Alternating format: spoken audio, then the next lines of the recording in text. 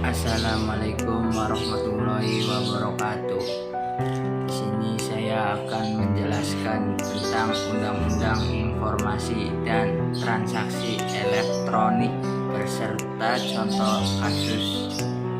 Undang-Undang Informasi dan Transaksi Elektronik yaitu ketentuan yang berlaku untuk setiap orang yang melakukan perbuatan hukum sebagaimana diatur dalam undang-undang ini, baik yang berada di wilayah hukum Indonesia maupun di luar wilayah hukum Indonesia, yang memiliki akibat hukum di wilayah hukum Indonesia dan atau di luar wilayah hukum Indonesia dan merugikan Indonesia. Sejarah lahirnya Undang-Undang Informasi Transaksi Elektronik mulai dirancang pada Maret 2003 oleh Kementerian Negara Komunikasi dan Informasi Kominfo, dan mulanya RUU ITE diberi nama Undang-Undang Informasi Komunikasi dan Transaksi Elektronik.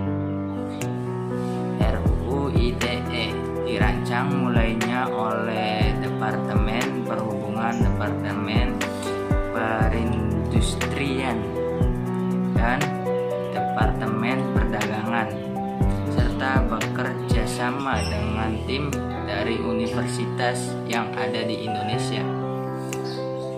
Universitas tersebut diantaranya Universitas Padjadjaran atau disebut dengan UNPAD,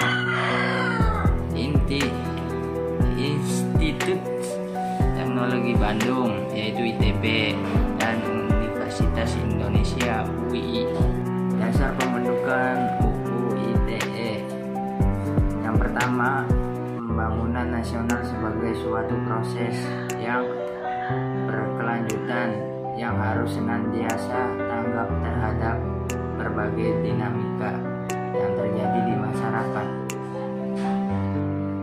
Yang kedua, globalisasi informasi telah menempatkan Indonesia sebagai bagian dari masyarakat informasi dunia sehingga mengharuskan dibentuknya pengaturan mengenai pengelolaan informasi dan transaksi elektronik di tingkat nasional sehingga pembangunan teknologi informasi dapat dilakukan secara optimal, merata, dan menyebar ke seluruh lapisan masyarakat guna mencerdaskan kehidupan bangsa.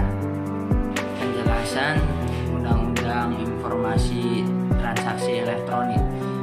Yang pertama itu pemanfaatan teknologi informasi, media, dan komunikasi telah mengubah baik perilaku masyarakat maupun peradaban manusia secara global. Yang kedua itu perkembangan teknologi informasi dan komunikasi telah pula menyebabkan hubungan dunia menjadi tanpa batas, borderless, dan menyebabkan perubahan sosial, ekonomi, dan budaya secara signifikan berlangsung demikian cepat. Ketiga itu teknologi informasi saat ini menjadi pedang bermata dua karena selain memberikan kontribusi bagi peningkatan kesejahteraan, kemajuan, dan peradaban manusia, sekaligus menjadi sarana efektif perbuatan melawan hukum. Permasalahan hukum yang seringkali dihadapi adalah ketika terkait dengan penyampaian informasi, komunikasi, dan atau transaksi secara elektronik, khususnya dalam hal pembuktian dan hal yang terkait dengan pembuatan hukum yang dilaksanakan melalui sistem elektronik. Penerapan teknis Undang-Undang Informasi Transaksi Elektronik